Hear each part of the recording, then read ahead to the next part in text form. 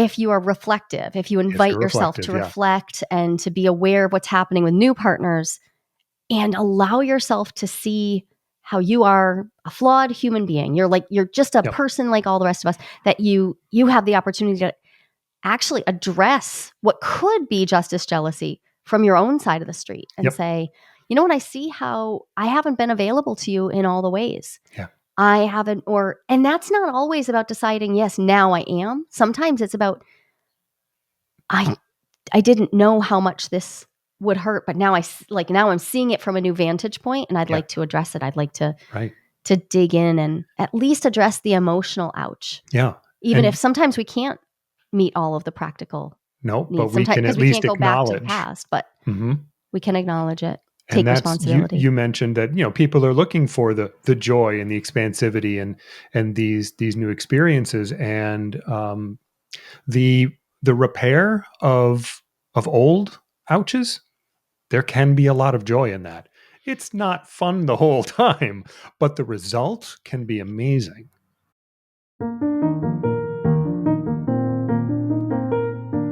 Welcome to Playing with Fire, the podcast for people who are ready to custom build their love. We're talking about non-monogamy, however you design it, as an individuation opportunity.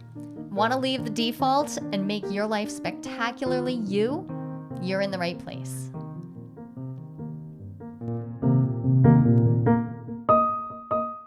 Ken, we have a great listener question. And I say great because this question came in and it feels like almost every week someone asks me some version of this question. And so it's what a is the great question? Yeah, because it's so common. It's for a couple who is currently established, what will happen to us? When we open up? the us that we have now. Exactly. Yeah. Yeah. What will the way it was posed in this particular question was that, I like a lot of who we are together and how I experience our relationship right now. And they talked about being really philosophically into the ideas of centering autonomy and agency and being like, and moving in the direction of more and more individuated and differentiated selves. But at the same time, they've spent decades building their connection, building a life that they really love together. And I hear this all the time from people who've been together for, a couple of years to, yes, 4 or more decades. Yeah. What will opening up do to us? And there's no easy answer, but I thought we could dig into it. No, there isn't, but I've given it some thought. And one of the things that I like, the driving force behind how complex it can get, is related to, well, like you said, we've been established this relationship for however long, some period of time, but we put some energy into the relationship that we want. And how differentiated are the people in that relationship in the one that you were created? And in a monogamous culture, there are a lot of there's a lot of ways that can be pretty enmeshed and feel like completely natural and normal. And enmeshment on its own, not like I'm not knocking enmeshment, right? We all decide our own level of enmeshment. So you're not talking about hyper enmeshment. No, I'm not to talking a problematic about, like, level. You're talking walk about me to the bathroom. You're talking about the level of intertwining that some people prefer in their relationships. And I think that is, let's define a few terms then. Hyper enmeshment is a term we could use to describe a family system in which, say, a parent just engulfs a child, and the child is not allowed to develop a healthy, natural sense of themselves as an individual. Even as they mature, there is a implicit and sometimes also explicit message given to the child that they must be one with the Be an parental extension figures. of the Exactly. And so obviously that I think anybody can easily see how that's not healthy in an adult, mature, romantic or intimate partnership. But yeah, enmeshment as a like, many people describe something they call healthy enmeshment. And I just think I like to keep that term and think about enmeshment as, yeah, when we're heading into enmeshment, we may have allowed ourselves to become so intertwined that we can't tell the difference between where Okay. I am and where you are. So do you So use the word in a sort of pathologize might be too strong a word, but do you use it to characterize the ways that it might get in the way of our development? I use it to characterize my own relationships as like, am I remembering my differentiated self? Can Hmm. I tell the difference between my partner's thoughts, feelings, needs, and wants and my own? And that is hard for a lot of us at a lot of times. Like just last weekend, you and I had a great, beautiful, lovely weekend together. And when we are in that gooey, ooey, gooey, yummy, like chocolate chips melting into the cookie in love, it is Yeah. a little hard to tell where you stop Yeah. and I start. Yeah. So, yeah, I'm not talking about that. And I don't want to pathologize enmeshment Okay. for people who are, trying to hold this gentler tone. But I find it is easier if we use different words. So I think of, intra connection. Dan Siegel uses this word to talk about a system of beings where each being is also differentiated, or interconnection where we have, you know, obviously interconnection of individuals. But the key word that comes up for me is, am I differentiated? Am I Yeah. appropriately differentiated for the level of independence that I want? Hmm. Because I also don't want to have gone so far over into hyper independence that I cannot allow myself to rely on others, right? That's not helpful. Right. So I definitely don't want that either. And I don't want to overstress a need to get out of enmeshment to a degree that leads people to think that we should be overly glamorizing self-reliance. Let's not do Yeah. that. Which I mean, as Americans, there's a lot of that. What I mean, yeah. So you and I are in the U.S. Yep. and self-reliance is something we're supposed to We're prize, supposed to worship that. and it is challenging to really try to figure out. So, what is this thing called us? Hmm. Without also looking at what level of differentiation of understanding myself versus the other do I have, and that is not a static thing. It's Yeah. not It's something that we achieve and we check off a list and we're like, "Yay, no. I differentiated." It's not static, and it's not the same across all domains of a relationship. Like it's not a blanket statement. It's Right. more like there are areas where I am more I mean there are areas where I am more independent than and then there are areas where I kind of rely on you for a lot of stuff that I could do myself but I don't. Yeah, me too. Yeah, And that is it is not for anyone else to decide for you what level of enmeshed right. versus individualistic or independent you are. Yeah. But as we shift from a mono paradigm, in a monogamous paradigm, there is a You only lot have the of one relationship to consider. right. Well, there's a lot of stress on the idea, especially the post, say, 1930s version of marriage in white Western culture specifically. We have this like, Appreciate your specificity. Yeah. well, we've idolized this one particular kind of romance, like marriage for love. You have everything wrapped up in this one person. It got more and more intensely so over time, and to the point now where, yeah, we may be coming out of a sort of haze of, oh, this was supposed to be the person who I got everything from. I got all my needs met there, and this is the one person I could count on. And as people shift to a paradigm where they're really looking at their relationships through the lens of multiplicity, that invites us to look not just at, oh, do I want to be non-monogamous, but not just that, also, how do I treat my friendships? What Hmm. role do they have? How do my friendships stack up against supposed romantic Yeah. relationships? Like, how do Mhm. I weight these different relationships?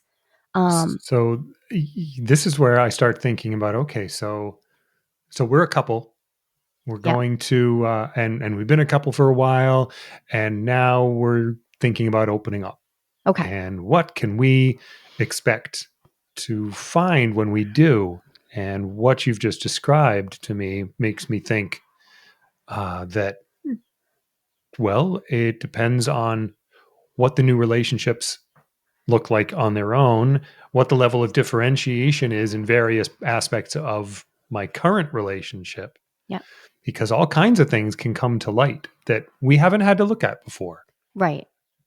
So when we're talking about when we do our salon, the 5 pillars of successful open relating, I hold that salon almost every month, like 9 or 10 times a year. And when we do that salon, I talk about these 5 pillars, and the third one is differentiation. And I don't think we can talk about what will happen to us without stressing this concept, because like you said, as we open up, we are likely going to come face to face with ways that we are undifferentiated, Yep. that we just didn't have to be aware of. The monogamous structure that we can like be submerged in Yeah. encourages a lack of differentiation, and not everyone buys it. I have met some monogamous folks who are very well differentiated. They are extremely well self-developed. They've really done the work to Yep. understand how they want to intertwine their lives, their psyches, their not just in the practical realms, but also in how they share themselves and how they also make space to be different, to have different opinions, to have different views on the world, to have different philosophical stances.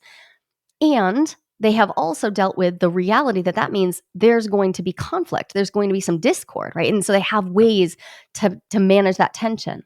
But a lot of us, rather than focus on how am I going to manage the tension of being so different from my partner, a lot of us, and I definitely did this in my first marriage, I aligned myself in every place and every way I could so that I didn't have to feel the Yeah. tension. I focused on matching, energy matching, and philosophy matching, and Yeah. getting on the same page and being on the same page all the time.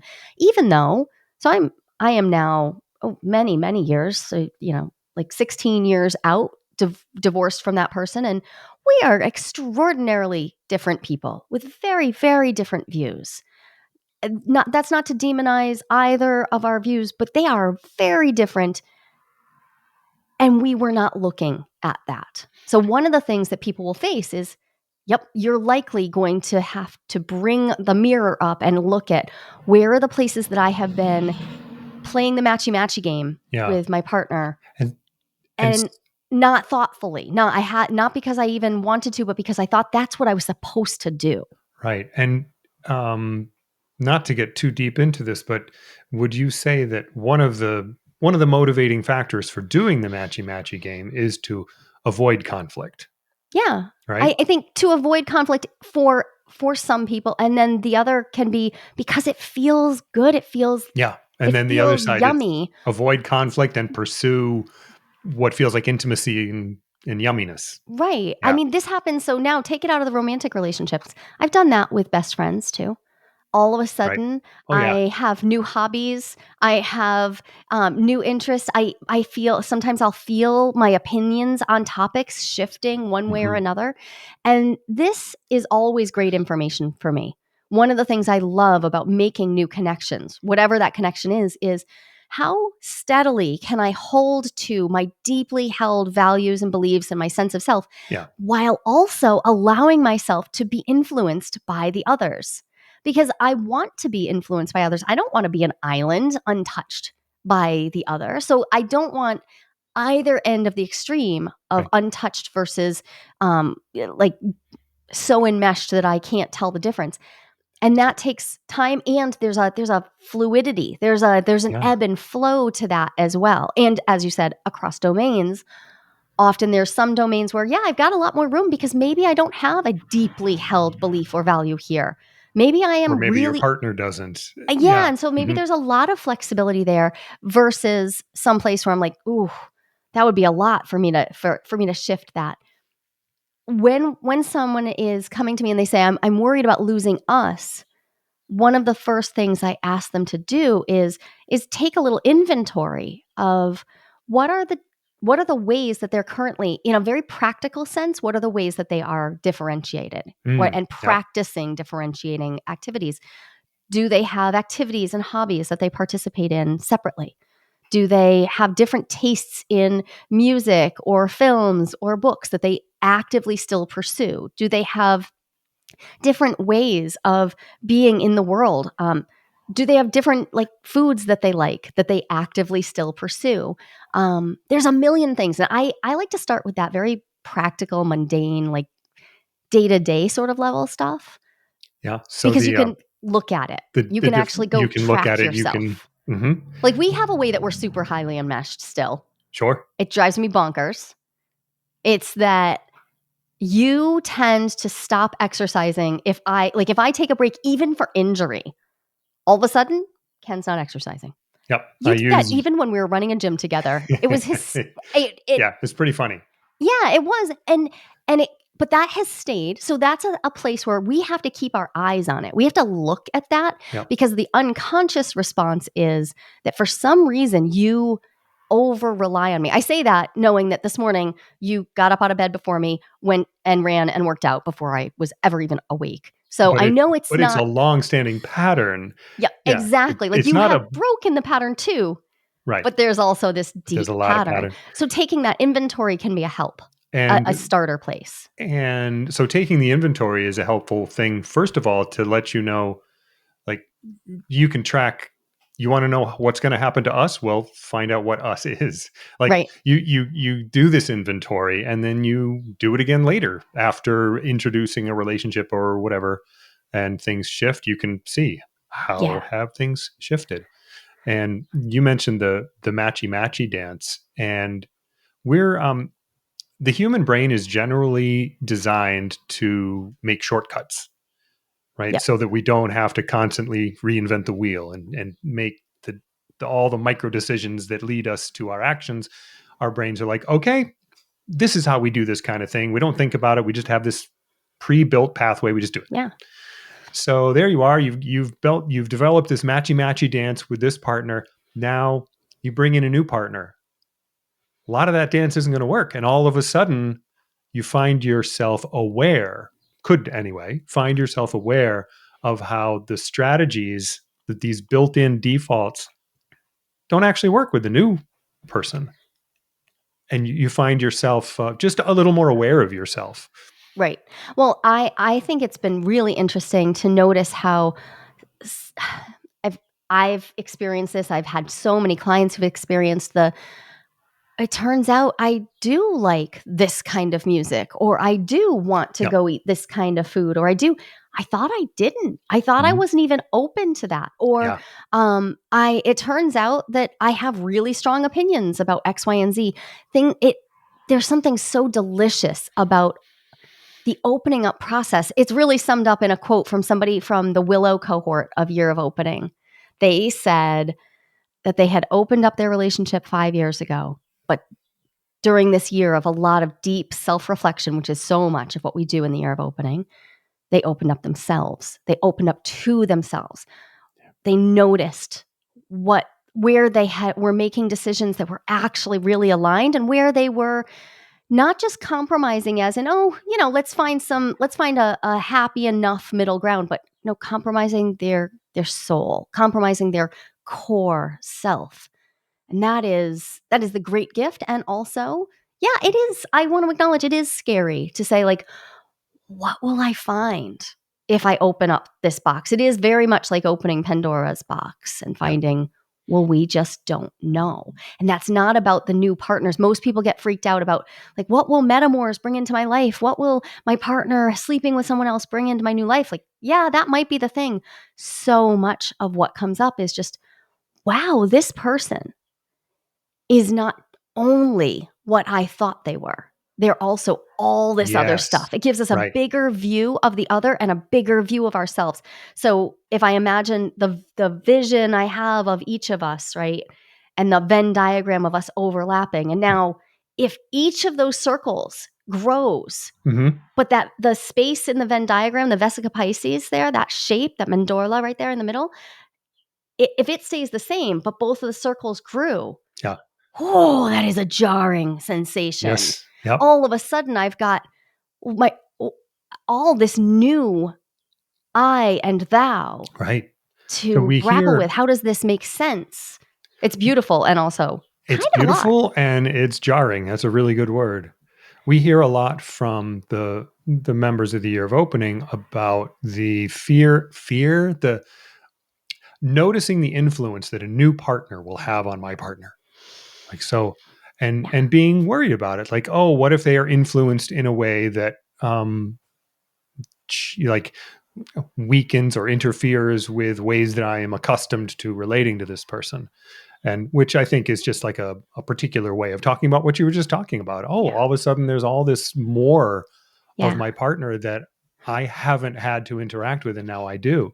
And so there's the influence from the other, but there's also the lack of influence of me. Right. Like there's two sides to it. Which is what comes up. So we have some people who go through the whole year of opening in what I think of as the slow patient path. Some Yep. people jump right out of the gate. They're dating or they're already multiply partnered when they join. And some people take the longer path. They really spend a lot of time in self-reflection and learning skills. And those people find just as much like, wow, there's so much more of my partner, so much more of Yes. me available. And there's the evidence to me. It's not just about, wow, my metamor is having this influence. It's, no, my partner is larger Yeah. than I had previously had the capacity or opportunity to observe. So it is actually one of my favorite things about the opening up process is this enlarged sense of selfhood. And it does mean that for many of us, there's going to be some need to really like self-modulate along the way. Like we talk a lot about regulation, but I'm also thinking about like the pacing of our like, yes, the dating and the differentiation experiments, doing new things on your own and reclaiming your more autonomy, but also the pacing of like, wow, this is a lot to take in. How fast Mhm. can I actually take this Oh in yeah. and like incorporate it into my sense of who I understand my partner to be? Because just because I've observed you being different than I expected doesn't mean I've actually really digested that, metabolized it, and like, yes, I understand you to be different. So there's a trajectory here, and it's a different length path for different established couples, but it often takes much longer than we wish to really take that in and be like, wow, you are different than what I expected. I'm now thinking about our 3-year-old. Thinking about our 3-year-old. So when we first moved in together, and I was putting the twins down to bed one night, Oh yeah. and you and their biological mother were not present that night. I was putting them down to bed, and I'd put them down to bed so many times before, but surely not nearly as many times as one of you had. And Moy just looked up at me so cute and in their little diaper, and just so sweetly said to me, I was like, I don't know, sweetie, what is it that I can do for you? And she just looked up so sweet. What this isn't what I expected. Oh, right, it isn't what you expected. And It wasn't that's a what thing you they have to figure out how to deal with. Yeah. expected. Yeah. And they were 3. So we worked through that with, okay, well, here's the thing. I can sing to you. So I'll sing to you. And I got them down to sleep and everything was fine, but this isn't what I expected. Yeah. I actually hear that little lispy child voice, and I think that's exactly what happens when I'm sitting in session with an established couple and one of them is experiencing the deep wounding of something truly unexpected, and they don't even know how to voice it. But I see their inner child like coming out, or I hear it in their voice, and I Mhm. think, yeah, everybody needs to slow down for a moment and just look right straight at the fact that this isn't just a mature, wise, grown self. This is also all the little parts of us that are like, well, dang, this world is a lot Yep. bigger and a lot different than I expected. Yeah. And that takes time to acclimate to and to figure out what we do with it. And most of the time, any two people aren't going to proceed along the same path, nor at the same rate on their individual paths. There's going to be a lot of things that we just didn't expect. Yes, there is. And I think that the introduction, the opening of a relationship, it opens up a whole bunch of things that you're not going to have expected. Yeah. And the one of the ways we experience that, because some of those ways that we didn't expect are way better than what we were expecting. And Absolutely. I don't want to discount those, but it is often the things that get mentioned are the things that are ouches along the Right. way. That is Right. generally, I we mean, hear the pains, but often, there are great big, like, oh my gosh, this is way better than I expected. yep. This is so much better fit for me. Or this is an invitation to a growth opportunity that Right. I have been That I rejecting for have a been long rejecting. time. Yeah. I And mean, so, one of the things that people find is I am expecting, if this is a sexual relationship, I'm expecting that my partner who's going out and having this other sexual relationship, that they will have less sexual energy for me. And then they go out have you and they experienced come it that back, way? and it is not like that at all. And they're all fired up. Yeah. The new energy, That is one of the ways that can one of the ways go. it can go. And it's like, if you're not expecting it, I didn't expect it at first, and I wasn't ready for it. So like, it doesn't. You were definitely I unprepared was for unprepared. Jolie in I multiple thought you were relationships. gonna come home and go to sleep. Nope, that's not what you want. And so I can even negotiate. I can wait. You can tie me to a chair. It's fine. yeah, I I really appreciate you bringing that up. There are so many things that often what happens is first this spike of I didn't expect that, and no, like, yep, so now we have to bring in how not just risk averse, but how change averse are you? yeah, Because for many of us, myself included, change, my body's first response to change is that is a risk, that's scary, stop, right? So I'll get a big reaction of no, mhm, don't, this can't happen. But if I can allow myself to be in the in between, be in that liminal space of, okay, now things are different. I am receiving different inputs. I don't necessarily like this. If I can be with that, it may take weeks or even months for me to realize, oh yeah, I love this change. This change made more space for me too, yeah, or this change allowed us to see each other differently, or this change has lit up my partner in a way that I didn't even realize could happen. And yep. now, even if this is hard for me, I'm so entirely in wonder of what it's doing over there that I'm into it. Right. And there are reasons why we would hesitate to fully accept a something we didn't expect that's good for, like, this is awesome. I love this. This looks like it's good for everybody. But if I'm thinking, well, that time was great. What's going to happen next time? Yeah. I don't want to start expecting this good thing if it's just a one-time thing, but as time goes on, like you said, it can take some time to adjust. And one of the things we're adjusting to is actually noticing the pattern of behavior. Right. That it is a pattern of, oh, okay, she's coming back with more sexual energy repeatedly.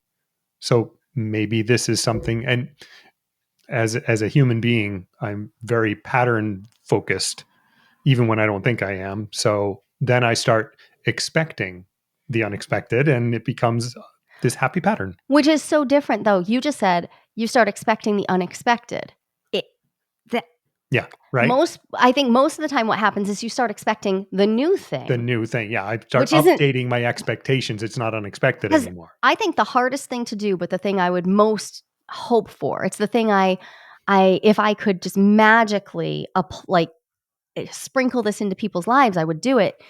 Allow yourself to be in the unknown and expect the unexpected, and to be in that mystery. Hmm. And it's a It's hard place to yeah, it is. maintain. Hmm. It's really challenging, because most of us derive at least some, if not the vast majority of our sense of safety through what we can expect, through a sense of Yeah. consistency, a sense of um, there's a word here that I'm at a loss for right now, but this am I getting the experience that I would expect to get. Predictability. That's what it Predictability. is. Yep. Yeah. So being in this exploration of opening up, yeah, we're going to be in a time where there is some unpredictability. And I see a lot of people hope that that time will be just a few weeks, maybe a few months. Sometimes people will come to me, well, a lot of times, people come to me and they're like, well, we've been open for about a year. That's a pretty common story. We've been open for about a year, and here's what's happened. And they're exhausted because they've been in the unpredictability for a long time, and they've been in that without a lot of clear paths or skill building, no place to turn to for what do we do with this new thing. Mm-hmm. So they're tired and they hope that it will just all settle in soon. Because we'll do a whole episode on striving for boring polyamory, Yes. like Yep. getting to that spot where you're just like, yeah, this is actually really easeful because I can tolerate being in the in between, and also I do know what to expect. Yeah. I've had a broad variety of experiences, and I understand what our agreements are and how to lean into the security of that. 3 to 5 years. That, like, I can't sugarcoat that. I know it sounds like a long time. I've been tracking this for a very long time. What I see is that it takes people 3 to 5 years to make a paradigm shift, to practice new habits, to learn new practices, to settle into what works, try it out, see if that actually works, then try something else, tweak the experiments, and also to allow your alignment, like your philosophical, your soul level alignment, to shift so that you're not just pulled into the monogamous current, like the righteousness of like, well, let's that river flows that way. To let all of that shift, yeah, it does take years. It So it won't be the sounds same kind of like hard the whole time, no, so but it it sounds like does. you're saying 3 to 5 years to where you can sort of relax your prediction engine and say, well, Yeah. I think I know generally what's going to happen. Because like you said, we never know everything that's going to happen. Nope. And so yeah, 3 to 5 No, I mean, you years of surprised the hell out of me 13 years in. yeah. Oh Oh, yeah, yeah, stuff surprises all over the happens. place Yep. because we're peoples and we grow. Yep. Yeah. So there's a lot of opportunity to update ourselves about ourselves and our partners, Yes. right? We Yeah. open up and we find out, first of all, we find out that what we have been expecting when we don't get it. Like, oh, I didn't even know I expected that. I We have each had that experience. Yes. Yep. Yeah, I didn't even know that I had such a clear picture of how this is supposed to go, Yeah. or how I should react, or how, Hmm. yeah, it really does come down to that. So we're going to be unplugging a lot of that. There's a lot of rewriting. You're Yeah. going to, so there's also a lot of opportunity here to create new narratives. If the old story hasn't been working, if there are ways, if there are pieces of Yep. your reality that have not worked for you, this is also a huge opportunity to rewrite the story and have a new reality.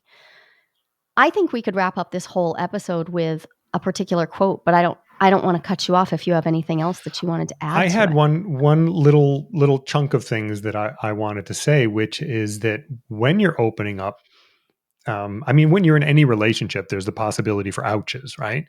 Yeah. We bang up against each other. We don't have to mean to, but we do. And when you're in when you put yourself into a new relationship, the ouches can be pointing at things about yourself and about your previous experiences. For like, it might point to old wounds in your current relationship that maybe you've glossed over and you don't think about anymore, but all of a sudden you're in a new context and you find out that, okay, my new partner just did something that really set me off that has nothing to do with my new partner. Mm. Oh, I could trace that back to an old wound from this relationship, old wound from previous relationships, to get a little more insight about myself. So, yeah, I'm so glad you brought this up because the opportunity to address old harms, address Hmm. all the repair that's needed is right there. And I have a large number of clients who have struggled with that because they want the opening up process to be focused on the fun stuff. And Right. like most of us open like wanting more pleasure, more fun, more joy, more expansivity. And one of the other things that comes along with that is, oh, turns out I have some big hurts. There are some things that I now know were actually they were deal breakers, but they're not happening anymore, but they hurt. So including time in your process to engage in reparative experiences with Yeah. every and anyone you're partnered to, Yep. especially people that you're committing to over the long haul, like doing those deep reparative processes, Right. like engaging in imago dialogues, or engaging in a round of couples therapy specifically for Yep. like, oh, we need to dig into this, and we need someone to hold us while we process through stuff that we didn't realize was still hurting, but turns out there's some stuff that needs to be heard all the way through. And I want to be clear too that this isn't just a one-way street. I mean, I have found in entering into a different relationship than the one I have with you, I interact with that person, and with this fresh experience, I'm like, oh, I can see how I've hurt you. Yeah. Because I can see it can happen in a bunch of ways, but not only can I find old wounds that I have had, I can find old wounds that I have caused. So that to me speaks to the idea that, so justice jealousy, Jessica Fern's For term for yep, when right. when like I see you out there performing in ways, being in relationship in ways with this new partner that you have never been able to do for me. Yep. I hear you saying, if you are reflective, if you If invite you're yourself reflective, to yeah. reflect and to be aware of what's happening with new partners, and allow yourself to see how you are a flawed human being. You're just a Yep. person like all the rest of us, that you have the opportunity to actually address what could be justice jealousy from your own side of the street and Yep. say, you know what, I see how I haven't been available to you in all the ways. Yeah. I haven't, and that's not always about deciding, yes, now I am. Sometimes it's about, I didn't know how much this would hurt, but now now I'm seeing it from a new vantage point, and I'd Yeah. like to address it. I'd like to Right. dig in and at least address the emotional ouch. Yeah. Even if And sometimes we can't meet all of the practical no, but needs, we sometimes can because at we can't least go back to the acknowledge. past, but Hmm. we can acknowledge it, And take that's you responsibility. mentioned that, people are looking for the joy and the expansivity and these new experiences, and the repair of old ouches. There can be a lot of joy in that. It's not fun the whole time, but the result can be amazing. I think that's one of my favorite things about you, watching you take such joy in being part of and witnessing deep repair. And I always know when you're in that joy, because I see your eyes well up, and Yeah. you're Yeah. like, you're so present. And I've seen you do it in adult romantic relationships. I've Mhm. seen you do that in addressing our kids and Yeah. realizing like, oh, I see ways that I hurt you when you were Mhm. younger, and now I can address it, and realizing that, yeah, there is profound joy There is. in I think so. reestablishing healthier relationship by doing repair. Yeah. Yeah. Hell yeah. That's awesome. And yeah, and so I have a couple other little examples, but the bottom line of it is that you have the opportunity to take every ouch or joy that happens, reflect on it, and find out things like unexamined biases you didn't even know you had. Yeah. Um, Like, give me an example. I want to hear. yeah. So if I go out with somebody and oh yeah, so this is a silly one. You're so much better at examples off the cuff than I That's am, okay. but um, I'm gonna go out to eat with my new partner. They're inviting me to a restaurant, and they they bring me to a vegan restaurant, and I'm there, and all of a sudden I realize all my judgments I have of vegans, whatever it might be. But because you and I never go. I'm making this up entirely Yep. out of my head, but you and I never go to vegan restaurants. We have our restaurants. We go there. It's a pattern. But now I go somewhere new and I'm like, "Oh, I feel things about this." Or they have come to me with an offer and I'm like, "Oh, no, thanks. Why don't I want that?" So And you're these saying that you're being exposed to new experiences, Mhm. but also you're primed for being accepting.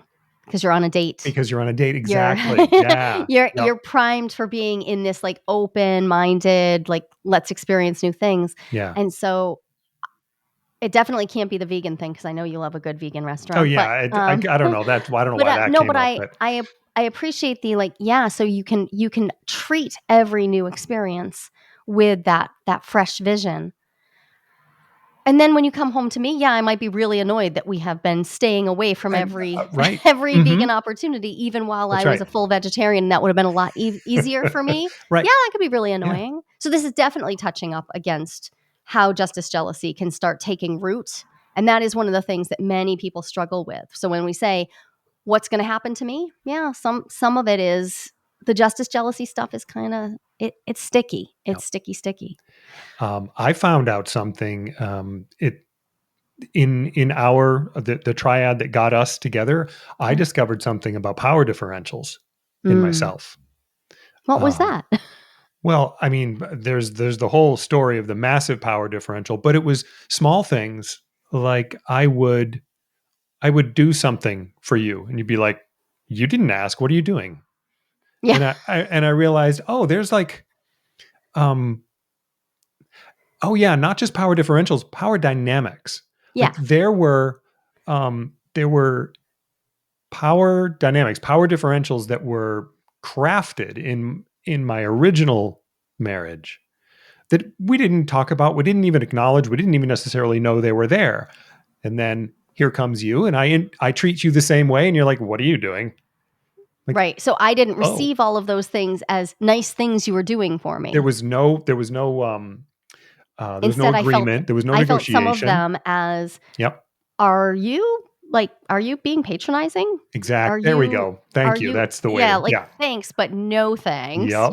Right. So you get to see, you have the opportunity to see where you may have been just sort of blithely acting because you're going to have new people. So all of this is reminding me that our friendships can serve all of these purposes as well. Mm-hmm. So much of this, if we expand our view past the romantic and sexual levels, layers of non-monogamy to, do you allow your friendships to be like, to really touch you, to really interact with your sense of being? It also can relax us a little bit because a lot of us have done this really well with friendships already. If you've done this really well with friendships, you're 90% of the way there. Right. Yeah. There are still hurdles to cross, but you're really close. So was that it? I don't want to cut you off because I know you had a lot on this one. I mean, I could go on, but I think that it all comes back to, are you paying attention? Because a lot of stuff can get illuminated. It can. Yeah. So there's a great quote from Rilke, from Letters to a Young Poet, that I think really sums up how I feel about what can and what I hope for each of us will happen when we're in the opening up process. Rilke writes, love does not initially mean merging into, surrendering to, and becoming one with someone else. It is instead an ideal invitation for the individual to ripen, to become something of their own, to become a world unto oneself for the sake of another. And I would say, and others. That's beautiful. So go forth and differentiate as you open. Thanks, Jolie. Thanks, Kevin.